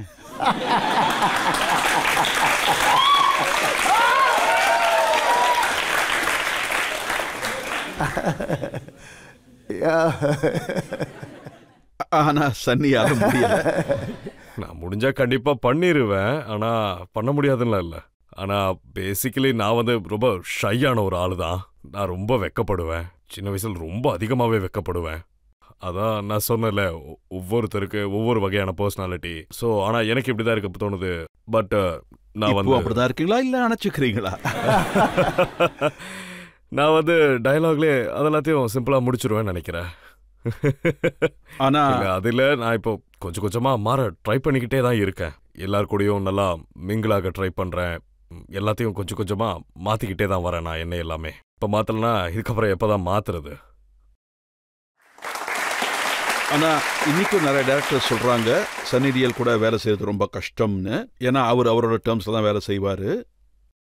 இல்ல அப்படியெல்லாம் ஒன்றும் இல்லை. அந்த மாதிரி ஒரு டேர்ம்ஸ் அண்ட் கண்டிஷன்ஸான கோரிக்கை நான் வச்சதே கிடையாது. அவங்க ஸ்கிரிப்டை கூட கேட்க மாட்டேன். அவங்களுக்கு 10 நாள் வேணுமா 100 நாள் வேணுமான்னு வெறும் கால் ஷீட்டை மட்டும் தான் கேட்பேன். நான் படம் பண்ணும்போது ஒரு கிரியேட்டிவான நிறைய விஷயம் இருக்கணும். ஒரு குழந்தைய பெத்தெடுக்கிற மாதிரி தான். ஏன்னா அதுக்காக ரொம்பவே எல்லாரும் கஷ்டப்பட வேண்டியிருக்கும். ஸோ அதில் எல்லாரும் எந்த அளவுக்கு உண்மையாக வேலை செய்கிறாங்களோ அது அந்த அளவுக்கு ஒரு நல்ல ரிசல்ட்டை. நான் உங்களுக்கு 2-3 எக்ஸாம்பிள்ஸ் கொடுக்குறேன். ஜேபி தத்தாவோட பார்டர் பண்ணீங்க நீங்க. அதுக்கப்புறம் 2வது ப்ராஜெக்ட் ஸ்டார்ட் பண்ணாரு, ஆனா ஸ்டாப் பண்ணிட்டாரு. இல்ல அவரு ஸ்டாப் பண்ணல. அதனால தான் நான் அப்பவே சொன்னேன். அவரு 2015 ஜேபி சார் பார்டர் 2 பண்ண விரும்பினாரு. ஆனா அந்த நேரத்துல என்னோட ஒரு படம் அது கரெக்டா ரிலீஸ் ஆகி ஓடல. ஸோ ஆப்வியஸ்லி நம்ம இண்டஸ்ட்ரியோட, நான் மட்டும் இல்ல எல்லாருமே அப்படித்தான். ஆனா ஒண்ணு, படம் ஓடலனா இன்னொரு படம் பண்றதுக்கு யாருக்குமே கட்ஸ் இருக்காது. அப்புறம் இந்த படம் இப்போ ஓடினதும் எல்லாரும் நான் அது பண்றேன் இது பண்றேன்னு சொல்லிட்டு இருக்காங்க. உலகம் இப்படிதான் சார் போகும். உங்க படங்கள் நிறைய ஹிட் ஆச்சு, கூடவே நிறைய படங்களும் நடுவுலயே ஸ்டாப் ஆயிடுச்சு. இல்ல அப்படியெல்லாம் ஒண்ணும் இல்ல, எல்லாமே ஸ்டாப் ஆகல. அப்படியே நல்லபடியா தான் முடிஞ்சது. நான் உங்களுக்கு சில பேர்களை சொல்றேன். சொல்லுங்க. சீஷா, சுனௌத்தி, இந்தியன், பஜ்ரங், இஷ்க் முஹப்பத், அஃப்தார், தூல், இந்த எல்லா படத்தையுமே மென்ஷன் பண்றாங்க. இல்ல ஷீஷாலாம் எந்த பிரச்சனையும் இல்ல. இல்ல இந்த படங்கள் இல்ல பஜ்ரங் பண்ணிக்கிட்டு இருந்தோம். ஸோ இடையில ப்ரொடியூசர் பாஸ்டாவே முடியாம படம் பாதியிலே நின்று போச்சு. அப்புறம் சார் நீங்க வேற என்ன பேர் சொன்னீங்க? வேற என்ன படங்கள்னா இஷ்க் முஹப்பத் சார், இந்த படத்தை பத்தி எனக்கு அஃப்தார், இந்தியன். ஆமா இந்தியன் நான் தான் எடுக்கிறதா இருந்தேன். ஆக்சுவலி அந்த நேரத்தில் எங்க படத்துக்கு பூஜை போட்டு ஸ்டார்ட் கூட பண்ணியிருந்தோம். அதுல தான் ஐஸ்வர்யாஜி கூட லான்ச் ஆகிறதா பேசியிருந்தாங்க. அதில் கூட நாங்கள் பாட்டெல்லாம் நிறையவே ஷூட் பண்ணியிருந்தோம். அதில் பெரிய பெரிய செட்டெல்லாம் போட்டதால பட்ஜெட்டு டக்குன்னு இன்க்ரீஸ் ஆகி ஷூட்டு இடையில நிற்க வேண்டிய நிலைமையாகிடுச்சு. பட்ஜெட் உங்களுக்கு கதர்லையும் கம்மியாக தான் ஆச்சு. ஆமாம், இந்த வாட்டி நாங்கள் கொஞ்சம் நல்லா பண்ண வேண்டிய அவசியம் இருந்துச்சு. அந்த படம் ஆல்ரெடி நல்லா ஹிட் ஆனதால் அதை பேரை காப்பாற்ற நிறைய விஷயங்கள் பண்ண வேண்டி இருந்துச்சு. ஆக்சுவலி ரொம்ப எஃபர்ட் போட்டு பண்ணதால படமும் நல்லா ஜெயிச்சுது. அதனால தான் அந்த சக்ஸஸ் ரொம்பவே பெருசாக இருந்தது. எந்த படத்தை நீங்கள் 50-60 கோடியில் பண்ணீங்களோ அது 500 கோடி சம்பாதிச்சிருக்கு. மக்கள் தான் தூக்கி விட்டாங்க. மக்கள் யாராவது இப்போ கேள்வி கேட்கலாம்? நான் சார் கிட்ட ஒரு கேள்வி கேட்க விரும்புறேன். ஒருவேளை நீங்க ஆக்டர் ஆகலன்னா வேற என்னவா ஆகிருப்பீங்க சார்? பாருங்க, நான் சின்ன வயசுல இருக்கும்போது காலேஜ் முடிச்சதுக்கு அப்புறம் எனக்கு ஆக்சுவலி டிரைவிங்கில் ரொம்ப நல்லா ஒரு இன்ட்ரெஸ்ட் இருந்துச்சு. நான் ரேசிங் அப்புறம் ரேலி ரேஸராக போகணும்லாம் ரொம்ப இன்ட்ரெஸ்ட் வச்சுருந்த ஒரு ஆள் தான். அப்புறம் எனக்கு பாக்ஸிங்கில் கொஞ்சம் இன்ட்ரெஸ்ட் இருந்துச்சு. ஆனால் வீட்டில் என்ன அந்த பக்கம் போகவே விடலை. பேரண்ட்ஸ் ஆக்சுவலி ரொம்ப ஸ்ட்ரிக்டானவங்க தான். அண்ட் நான் சரியாக படிக்கவும் இல்லை. அப்புறம் நான் சரியாகவே படிக்கலன்னு தான் சொல்லணும். அப்புறம் ஆப்வியஸ்லி அப்புறம் உள்ளுக்குள்ளே ஒரு ஆசை இருந்துக்கிட்டே இருந்துச்சு. அப்புறம் சூழலெல்லாம் மாறி ஒரு சூழலில் எனக்கு ஆக்டிங் பண்ணணுன்னு ஆசை வந்துச்சு. நான் ரொம்ப வெக்கப்படுவேன், அதிகமாக பேசவே முடியாது என்னால். ஸோ எங்கள் அப்பா கிட்ட நான் சொன்னது ஞாபகம் இருக்கு, அப்பா எனக்கு ஆக்டிங் பண்ணணும்னு ஆசையாக இருக்குன்னு. அப்பா அவரும் இஷ்டம்ப்பா, நீ என்ன நினைக்கிறியோ அதை பண்ணுன்னு. இங்கே எல்லாருக்கும் என்ன தெரியும் எப்படி நான் ஆக்டர் ஆகிறது. ஏன்னா இங்கே நல்லவங்களும் இருப்பாங்க, அப்புறம் கொஞ்சம் தப்பாக பேசுகிறவங்களும் இருப்பாங்க. அப்புறம் என் ஃபீல்டில் ஒரு நார்மல் மனுஷனாக வேலை செய்கிறது ரொம்ப கஷ்டமான விஷயம். கொஞ்ச நாள் வெளியே போயிருக்கலாம். நான் அப்போ தான் ஆக்சுவலி இங்கிலாந்துக்கு போயிருந்தேன். பிரமிங்கம்னு அங்கே ஒரு ஓல்டு தியேட்டர் ஒன்று இருந்துச்சு. அங்கே போனேன். நான் அங்கே போயிட்டு அங்கே ஒரு அட்மிஷன் வாங்கியிருந்தேன். சசி கபூர் சார் எனக்கு அட்மிஷன் வாங்கி கொடுத்தாரு. அப்புறம் அவரோட மகன் குணால் கூட அங்கே தான் இருந்தார். அப்புறம் அங்கே போனதுக்கப்புறம் யாருக்கும் என்ன பெருசாக தெரியாமல் இருந்ததால் நான் ஸ்டேஜ் ஒர்க்கெல்லாம் பண்ண ஆரம்பிச்சிருந்தேன். எனக்கு இப்போவும் ஞாபகம் இருக்குது. ஏதாவது டைலாக் சொல்ல சொன்னால் எனக்கு ஞாபகம் வராது. அதனால நான் ரிட்டன் பண்ணிக்கிட்டே இருந்தேன். அண்ட் 1.5 வருஷம் நான் அங்கேயே தான் இருந்தேன். அதுக்கப்புறம் எனக்கு இப்போ கூட ஞாபகம் இருக்குது, நான் அங்கேருந்து கிளம்புற டைமில் தான் எனக்கு ஒரு சர்டிஃபிகேட்லாம் கொடுத்தாங்க. அதில் எனக்கு ஒரு 2-3 மார்க்ஸில் டிஸ்டிங்ஷன்லாம் மிஸ் ஆகி போயிடுச்சு. அண்ட் ஆப்வியஸ்லி அது வேற ஒன்றும் இல்லை, என்னோட லாங்குவேஜ் ப்ராப்ளம்னால தான். லிட்ரேச்சர் எப்போவுமே என்னோட ஒரு ப்ராப்ளம். எனக்கு இப்போவுமே ஞாபகம் இருக்குது, அங்கே என்னோட டீச்சர், இங்கிலீஷ் டீச்சர், அவங்க ஒரு ஸ்டேட்மெண்ட் எழுதி கொடுத்துருந்தாங்க. எனக்கு இப்போவும் நல்லாவே ஞாபகம் இருக்குது, you will never become an actor. Sir, நான் கேள்வி கேட்கல, ஆனா ஒரு வேண்டுகோள் இருக்கு. உங்க படத்துல ரொம்ப நல்ல டைலாக்ஸ் இருக்கு, பட் மக்களோட ஃபேவரட் டைலாக்ஸ் ஒன்னு இருக்கு. ஹே டாய் கிலோ கா ஹாத். சார் ஒரே ஒரு ரெட்டி சொல்லி காட்டுங்க சார், ப்ளீஸ் சார்.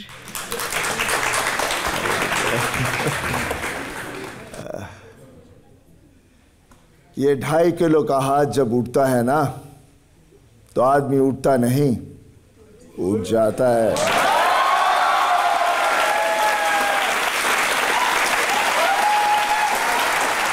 இப்போ ஒரு சின்ன பிரேக் அப்புறம் ஆப்கி அதாலத்தில் விசாரணைகளும் கேள்விகளும் தொடர்ந்து நடக்கும்.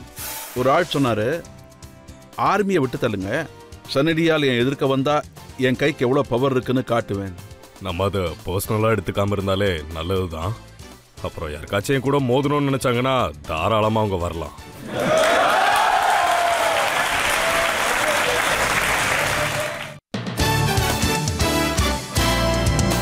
Welcome back. ஆப்கி அதாலத்தில் வழக்கு நடந்துட்டு இருக்கு. சூப்பர் ஸ்டார் சன்னி டியோல் கிட்ட நாம கேள்விகளை கேட்டுக்கிட்டு இருக்கோம். ஆப்கி அதாலத்தில் அடுத்த குற்றச்சாட்டு. ஆப்கி அதாலத்தில் சன்னி டியோல் மேல உள்ள அடுத்த குற்றச்சாட்டு, அவர் ஒரு irresponsible man. சனி, இந்த குற்றச்சாட்டு பாகிஸ்தான் தரப்பு மக்கள் கிட்ட வந்திருக்கு. அவங்க என்ன சொல்லியிருக்காங்கன்னா, படத்துல எங்களை ரொம்ப வீக்கா காட்டியிருக்காங்க. ஒரு ஆள் சொல்லி இருக்காரு, ஆர்மியை விட்டு தள்ளுங்க, சன்னடியால் என் எதிர்க்க வந்தா என் கைக்கு எவ்வளவு பவர் இருக்குன்னு காட்டுவேன். இந்த மாதிரி பல ஸ்டேட்மெண்ட்ஸ் இருக்கு. நான் ஒரு ஆக்டர், ஒரு கேரக்டரை நான் ப்ளே பண்ணுறேன். படம் எடுக்கிறது ப்ரொடியூசர் அண்ட் டைரக்டர். நம்ம அதை பர்சனலாக எடுத்துக்காம இருந்தாலே நல்லது தான். அப்புறம் யாருக்காச்சும் கூட மோதணும்னு நினச்சாங்கன்னா தாராளமாக அவங்க வரலாம்.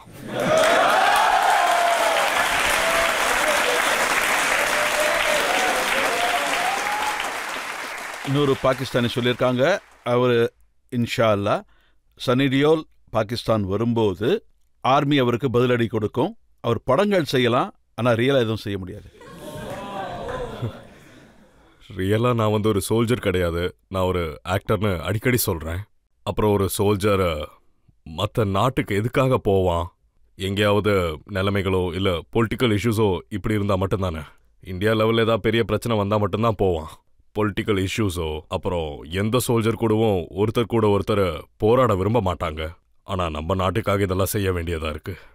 யாரும் யாரோட உயிரையும் பறிக்க விரும்ப மாட்டாங்க. சனி, பாகிஸ்தானில் ஒரு சில பேர் இப்படியும் இருக்காங்க, உங்க அட்மைரர்ஸும் இருக்காங்க.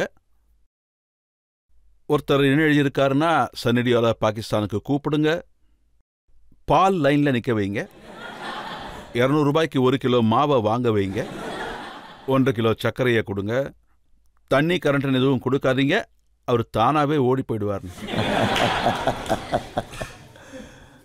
பாருங்க, நம்ம இதை பத்தி எல்லாம் பேசிக்கிட்டு இருக்கோம். நான் அங்குள்ள மக்களுக்கு எல்லாம் இதை சொல்ல விரும்புறேன். ரொம்ப அன்பு காட்டுறாங்க. நான் எப்போ எங்க போனாலும் அவங்க மனசுல இந்த மாதிரி எதுவுமே கிடையாது. இதெல்லாம் கொஞ்சம் கசப்பான விஷயங்கள். அதனாலதான் ஆக்சுவலி ப்ராப்ளம்ஸ் எல்லாமே வருது. மக்களுன்றது எல்லாருமே ஒரு ஆள் தான். இங்கிருந்து போனவங்க தான் அங்க எல்லாம் இப்போ கொஞ்சம் ப்ராப்ளம்ஸா இருக்கு. அப்புறம் எல்லாருமே ஒன்று தான். அப்புறம் இந்த சண்டையெல்லாம் நடக்குதுல்ல, இதெல்லாம் நடக்கவே கூடாது. சண்டை போடுற ஒவ்வொருத்தரும் ஒரு ஆளோட பையன், ஒருத்தரோட புருஷன், ஒரு ஆளோட அண்ணன். அவங்களுக்கும் குடும்பம் இருக்கு. யாரும் அவங்களை இழக்க விரும்பல. இங்குள்ளவங்களும் பெரியவங்களும் இல்ல, அங்குள்ளவங்களும் பெரியவங்களும் இல்ல. எல்லாரும் ஒருத்தருக்கு ஒருத்தர் எப்பவுமே சமந்தான். நான் எப்பவுமே இதை தான் சொல்ல விரும்புறேன். நம்ம எல்லாருமே எப்பவுமே புரிஞ்சுக்கணும், நம்ம வாழ்றதுக்காக தான் பிறந்திருக்கோம், சண்டை போடுறதுக்காக கிடையாது. ஒருத்தருக்கு ஒருத்தர் நம்ம சந்திப்போமானே தெரியாது. அதனால முடிஞ்ச அளவுக்கு சண்டை போடாம சந்தோஷமா இருக்கணும். அதுதான் விஷயம். சன்னி, நீங்க என்ன சொல்றீங்கன்னா இது எல்லாமே அரசியல்னு? அரசியல்ல நீங்களும் தானே இருந்திருக்கீங்க. நீங்க ஒரு மெம்பர் ஆஃப் பார்லிமெண்ட் இருந்தீங்க. ஆனா நீங்க பார்லிமெண்ட்டுக்கு போறதே இல்லை. உங்க ரெக்கார்டை நான் சொல்லவா? ஆமா, ரெக்கார்ட் சரியில்லை. ஒரு கேள்வி கூட அதை பத்தி கேட்கல. 3 வருஷத்துல 19 தடவை தான் போயிருக்கீங்க. 2021 வின்டர் செஷன்ல மொத்தமா போவே இல்லை. 2024 வின்டர் செஷன்ல போகல. 2023 மான்சூன் செஷன்லையும் போகல. 0 அட்டெண்டன்ஸ். என்னோட அட்டெண்டன்ஸ் உண்மையாலே லோ தான். அப்புறம் இதை நான் எப்பவுமே நல்ல விஷயம்னு சொல்ல மாட்டேன். அப்புறம் நான் பாலிடிக்ஸ்குள்ள வந்ததுக்கு அப்புறம் பார்த்தா எனக்கு என்ன தோணுச்சுன்னா, இது என்னோட உலகம் கிடையாதுன்னு. ஆனா நான் என்னோட கான்ஸ்டிடியூவன்சிக்காக என்ன வேணா செய்யறதுக்கு தயாரா தான் இருக்கேன். எல்லாமே பண்ணிட்டு இருக்கேன், பண்ணிட்டே தான் இருக்க போறேன். அதுக்காக நான் அங்க போறேனோ இல்லையோ, ஆனா கண்டிப்பா எல்லா வேலையும் செய்வேன். ஏன்னா அங்க போனா கண்டிப்பா ப்ராப்ளம்ஸ் வரும், நிறைய செக்யூரிட்டிஸ் இருக்கும்.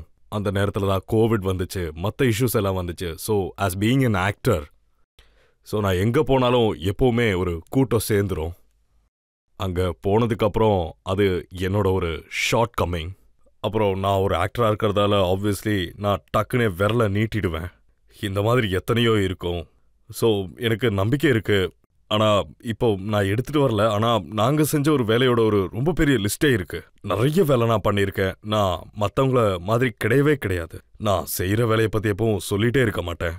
எல்லாம் பண்ண வேண்டியது என்னோட கடமை. அதனால நான் பண்ணிட்டு இருக்கேன், திரும்பவும் நான் பண்ணுவேன். ஸோ ஆஸ் பாலிடிக்ஸ் ஆப்வியஸ்லி இது என்னோட ப்ரொஃபஷன். இங்க கண்டிப்பா நான் ஃபிட் கிடையாது. பிகாஸ் 2024 எலெக்ஷன்ல போட்டியிட போறீங்களா இல்லையா? இல்ல, கண்டிப்பா இதுக்கப்புறம் நான் போட்டி போட விரும்பவே இல்லை.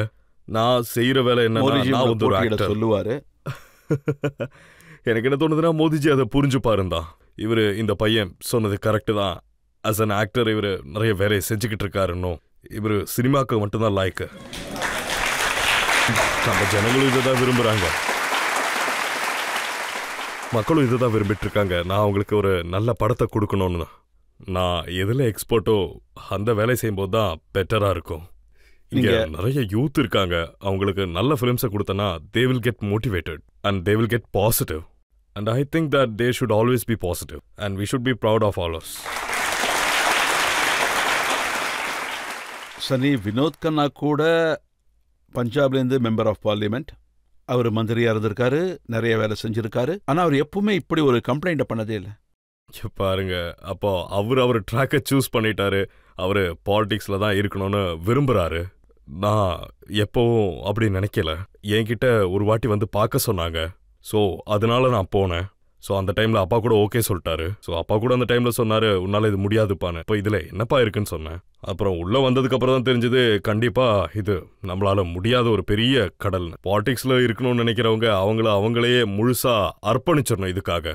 அப்புறம் இதை ஒரு ப்ரொஃபஷனா நினைக்கிறவங்களுக்காக மட்டும்தான் இது. அப்புறம் எனக்கு சூட் ஆகலை. நான் இதுக்கு ஒரு சரியான ஆள் கிடையாது. I'll be able to actually நான் ஒரு ஆக்டர், அதுக்கப்புறம் டைரக்டர் ஆனேன், ப்ரொடியூசர் ஆனேன். அதுக்கப்புறம் எல்லாத்தையும் நான் விட்டுட்டேன். என்னால் ஒரு நல்ல ஆக்டரா மட்டும்தான் இருக்க முடியும். நீங்க சொல்றது சரிதான். நீங்க ப்ரொடியூசர் ஆயிருக்க கூடாது. ஏன்னா ப்ரொடியூசர் ஆனதுக்கப்புறம் நீங்க வாங்கின லோனுக்கு பதிலாக உங்க ஆஃபீஸை ஏலம் போற அளவுக்கு ஆயிடுச்சு. பாருங்க, பிஸ்னஸில் இதெல்லாம் கண்டிப்பாக நடக்க தான் செய்யும். பாருங்க, பிஸ்னஸில் கண்டிப்பாக ஒரு ஷார்ட் கம்மிங் ஆகிடும். கதையை கேட்டதுக்கப்புறம் தான் கண்டிப்பாக ப்ரொடியூஸ் பண்ணுறோம். படத்தில் சரியான ப்ராஃபிட் வரலன்னா நம்ம ப்ராப்பர்ட்டிஸ் எல்லாம் விற்று தான் அதை சரி பண்ணுற மாதிரி இருக்குது. ஸோ நிறைய ப்ராப்ளம்ஸ் வரும். எனக்கும் அந்த மாதிரி நிறைய ப்ராப்ளம்ஸ் வந்துச்சு. ஸோ இதெல்லாம் தான் நடந்துக்கிட்டு இருக்கு. ஸோ எப்போ நாங்கள் ஏதாச்சும் செஞ்சாலும் எப்போவுமே ஸ்டாண்ட் பையாக ஒரு ப்ராப்பர்ட்டிஸ் இருக்கும். ஸோ ப்ராப்ளம்ஸாக வரும்போது நாங்கள் அதெல்லாம் டைல்யூட் பண்ணிடுவோம். காசை கொடுத்துட்டு முன்னேறி போகணும். அப்புறம் காசு நம்மளோடது தான், நம்ம கஷ்டப்பட்டு சம்பாதிச்ச பணம். அப்புறம் அப்பா கஷ்டப்பட்டாரு. எல்லாருக்குமே புரிஞ்சுது. 56 கோடி லோன் வாங்கினீங்க, அடமானம் வச்சிங்க, அதை தீர்க்க முடியல. பேங்க் நோட்டீஸை பேப்பரில் பப்ளிஷ் பண்ணாங்க. ஆனால் 24 ஹவர்ஸ்ல நோட்டீஸ் எப்படி திரும்பி வாங்கினாங்க? ஸோ அது ஒரு பெரிய டெக்னிக்கல் ப்ராப்ளம். அது ஒரு ஜென்யூன் ப்ராப்ளம். பிகாஸ் அப்போது நான் கதருக்கு ஆக்சுவலி ப்ரொமோஷன் பண்ணிட்டு இருந்த ஒரு டைம் நான் அவங்களுக்கு லெட்டர் கூட அனுப்புனேன். 17 அப்புறம் 19 நான் 2 முறை அவங்களுக்கு லெட்டர் அனுப்பியிருக்கேன். 24th அப்புறம் 25th வந்து எல்லாத்தையும் சார்ட் அவுட் பண்ணிடுவேன். ஆனால் என்னன்னு தெரியல, அவங்க என்னன்னு சொல்கிறதுன்னு தெரியல. ஏன்னா மாற்றி மாற்றி தான் கண்டிப்பாக பேசுவாங்க. யார் பண்ணாங்களோ எதுக்கு பண்ணாங்களோ கண்டிப்பாக பண்ணியிருக்கக்கூடாது. அவங்க காசு கேட்குறது நியாயமான விஷயந்தான். ஆனால் நான் 2 முறை லெட்டர் அனுப்பியும் திரும்பவும் வந்து கேட்குறேன்றது வந்து இப்போ நீங்கள் நிறைய சம்பாதிச்சிட்டீங்களே, கொடுத்துருவீங்க. அவங்களுக்கு கொடுத்துருவேன். அவங்க காசு நம்மளுக்கு எதுக்கு? அடுத்தவங்க காசு மேலே நான் என்றைக்குமே ஆசைப்பட மாட்டேன். எப்போவுமே எங்கள் அப்பா எனக்கு கற்றுக் கொடுத்த விஷயம் அது. நான் விட்டதை கண்டிப்பாக திரும்ப பிடிப்பேன். இதை நான் உறுதியாக சொல்கிறேன். ஆனால் இனிமேல் நீங்கள் ஃபிலிம் ப்ரொடியூஸ் பண்ண மாட்டேன். கண்டிப்பாக இதுக்கப்புறம் நான் ஃபிலிம் ப்ரொடியூஸ் பண்ணவே மாட்டேன். ஏன்னா அதுக்கு நான் லாய்க்கே இல்லை. இதில் விஷயம் என்னன்னா, நான் கொஞ்சம் கிரியேட்டிவான ஆள். அதனால எதுக்கு எவ்வளோ செலவாகுதுன்னெலாம் நான் யோசிக்கவே மாட்டேன். அப்புறம் யாருக்கு நான் என்ன ரெஸ்பான்சிபிலிட்டி கொடுக்குறனோ அவங்களால அதை சரியா ஏன் நிறைவேற்ற முடியலன்னு எனக்கு தெரியல. அப்புறம் நாங்கள் கிரியேட்டிவான ஆளுங்க, அதனால பிஸ்னஸில் பெருசாக ஃபோக்கஸ் கொடுக்க முடியாது எங்களால். அதுதான் பிரச்சனையே. அதனால தான் எனக்கு ஆக்சுவலி இவ்வளோ கடன் ஆச்சு. தெரிஞ்சிருந்தா கண்டிப்பாக ஆயிருக்காதுல்ல. நான் கொஞ்சம் யோசிச்சு பார்த்தேன். அதனால தான் நான் இதை டிசைட் பண்ணி உறுதிப்படுத்திட்டேன், வேணான்னு. ஆக்டிங் பண்ணணும்.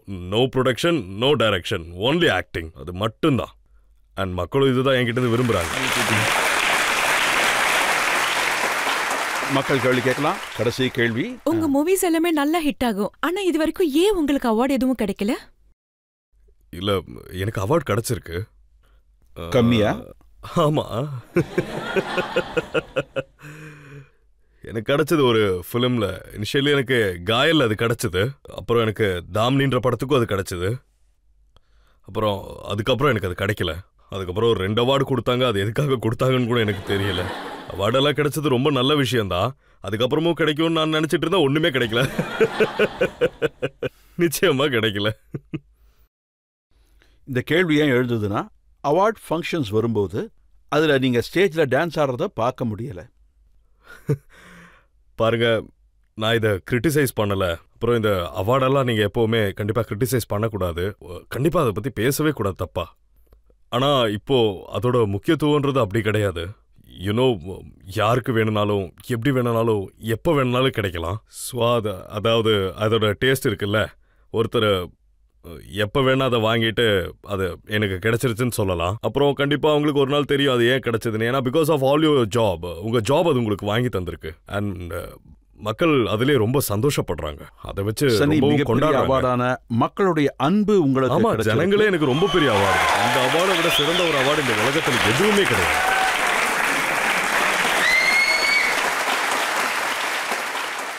அதனாலதான் நான் இவங்களுக்கு ஏத்த மாதிரி படம் எடுக்கிறேன். நானும் ஒரு சாதாரண காமன் மேன் தான். ஆனா என்னன்னா, உங்களுக்கு பிடிச்ச மாதிரி ஒரு படம் எடுக்கிற காமன் மேன். நான் உங்களுக்குள்ளேயே இருக்கணும்னு ஆசைப்படுறேன். அதனாலதான் என் படம் எப்பவுமே உங்களுக்கு பிடிச்ச மாதிரி இருக்கணும்னு நான் ஃபோக்கஸ்டா விரும்பி இருப்பேன். நம்மளுக்கு ரியாலிட்டி வேணாம். ஏன்னா ஆல்ரெடி வாழ்க்கையில ரியாலிட்டி தான் இருக்கு. அது தலை வலியை தான் கொடுக்கும். நம்ம தியேட்டருக்கு எல்லாத்தையும் மறக்கிறதுக்காக தான் போறோம். 2-3 மணி நேரம் எல்லாத்தையும் என்ஜாய் பண்றதுக்காக போறோம். சினிமானா நான் எப்பவுமே இப்படிதான் நினைப்பேன். ஆனா கிரிட்டிக்ஸ் பத்தி சொல்லணும்னா, நான் படத்தை கிரிட்டிக்ஸ்க்காக எடுக்கவே இல்லை. நான் ஜனங்களுக்காக மட்டும்தான் எடுத்திருக்கேன் எப்பவுமே. கிரிட்டிக்ஸ் பேசுறத பேசட்டும், அதனால நம்மளுக்கு என்ன பிரச்சனை? ஏன்னா அவங்க படத்தை எப்பவுமே ஒரு படமா பார்க்கவே மாட்டாங்க. நீங்க யார்கிட்டயாச்சும் போய் அட்வைஸ் மட்டும் கேட்க போனீங்கன்னா, அவங்க அட்வைஸ் மட்டும் கேட்க வரல, வேற ஏதோ சொல்றதுக்காக வந்திருக்காங்கன்னு. இப்படிதான் நடக்கும். சனி, நீங்க என்ன சொல்றீங்கன்னா, மக்கள் உங்க படத்தை பார்த்து தன்னைத்தானே மறந்துடணும் அப்படின்னு. இந்த இடத்துல உங்க பதில கேட்டு மக்கள் தன்னையே மறந்துட்டாங்க. இப்போ ஒரு சின்ன பிரேக் எடுத்துக்கலாம். பிரேக்குக்கு அப்புறம் ஆப்கி அதாலத்துல இன்னைக்கான ஜட்ஜ் ருச்சிகா மேத்தாவோட தீர்ப்பு என்னன்னு கேட்போம்.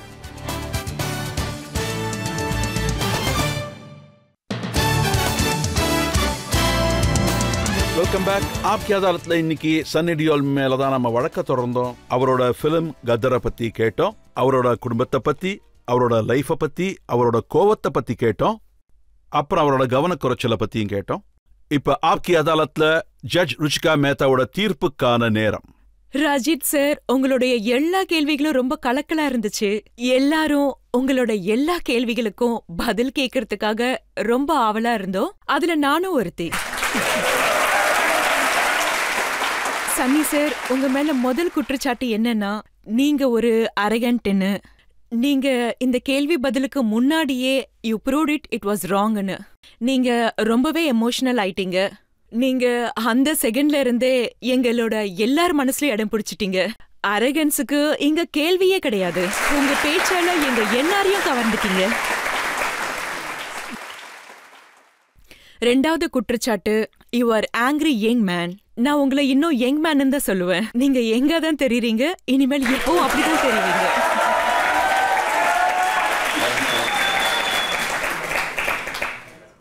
அந்த குற்றச்சாட்டு உங்களுக்கு கொஞ்சம் கூட பொருந்தவே பொருந்தாது.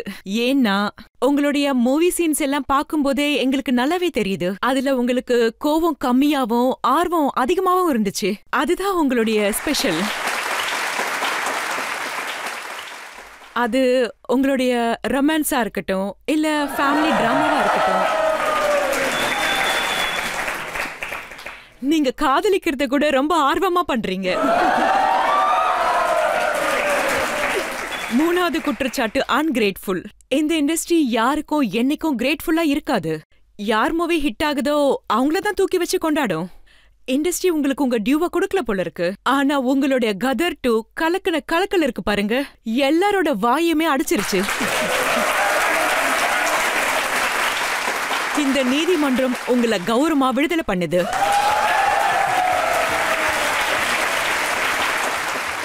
இதே மாதிரி சன்னி டியோல் நிறைய ஹிட்ஸ் படங்கள் கொடுப்பாருங்கிற நம்பிக்கையோட நாம, அவரோட ஆக்டிங்கால மக்கள் மனசை ஜெயிப்பாருங்கிற நம்பிக்கையோடவும் கண்டிப்பா அடுத்த லெவலுக்கு போவாரு. இன்னைக்கு நாம ப்ரோக்ராமை இதோட முடிச்சுக்கிறோம். அடுத்த முறை உங்களை சந்திக்கிறேன் இன்னொரு புது கெஸ்டோட. அதுவரை என் அன்பான வணக்கம்.